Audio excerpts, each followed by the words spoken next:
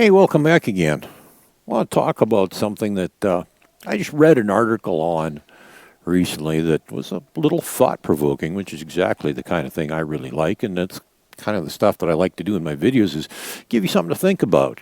You know, not necessarily going to say this is absolutely the way it is, but I want you to think about it.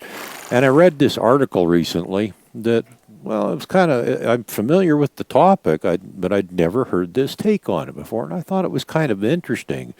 Now, something that you will hear is when you're, now pay attention to this part. This is in reference to working with a horse at liberty in a round pen, okay? And some people are quite adamant that the horse must turn in. Others are quite adamant the horse must turn out.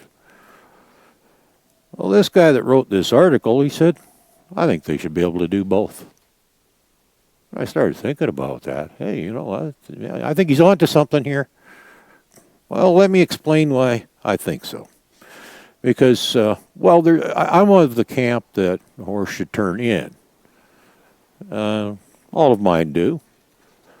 I've never bothered to teach them to turn out, and turning in is a relatively natural thing for them to do, I think, and I kind of prefer that they do. But when you get to the more advanced stages, if you can actually control and cue the horse to turn in or out, you know, that's probably a darn good thing. I'm not thinking that's a bad thing at all. That's kind of what this guy was going after, is that, you know, you should be able to get them to go either way. Well, I don't think you would be able to right off the bat. Probably would take some doing. It's hard enough just getting them to do one or the other. But teaching them to eventually turn both directions, that's probably not a bad idea at all. And if you get your horse turning in or out, other people criticize you for doing it, well, whatever. The horse is turning when you ask it to. That's the important part. But I've actually, the turning out thing, though, I've actually heard one guy that actually promotes that. And unfortunately, though, he's quite popular, has a fairly large following. So I suspect there are quite a few people out there that have heard of this theory of why the horse should turn out instead of in, and perhaps they're also promoting it. And I'm just going to throw this one at you, his theory behind it, that I've heard anyhow. I could be wrong on this, but this is the theory I've heard, is by turning out, it's more respectful, because if they turn in, they're facing towards you, and it's like they're challenging you. They're going to charge you or something like that. Well, personally, if you're having a problem with a lack of respect and the horse is threatening you or going to challenge you or charge you or any of that stuff at all, I don't think your problem has anything at all to do with whether the horse turns in or out. I think that is entirely irrelevant. And, like I said, personally, I like to see him turn in, because then they're looking at me, waiting for the next cue. They're focused on me. They're paying attention. And it makes it much easier for me to read the horse if I can see the front of the horse. And I don't really much care for looking at the backside. And, anybody that knows much about horses knows that the backside can be a pretty dangerous thing, too. Generally, when a horse turns its tail end to you, and I've watched this out in the herd many times with horses interacting with other horses, they turn the back end as a threatening gesture. It says, hey, back off or I will kick you. And they can when the back end is towards you. And believe me, a horse can kick hard enough to kill you. So it's not something that you really want. So I don't think I want that back end pointing at me.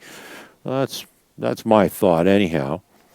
And this is where the whole debate kind of falls apart, is that not very many people actually have a round pen, and most of you probably don't even have access to one, so you're going to be doing most of your training on lead.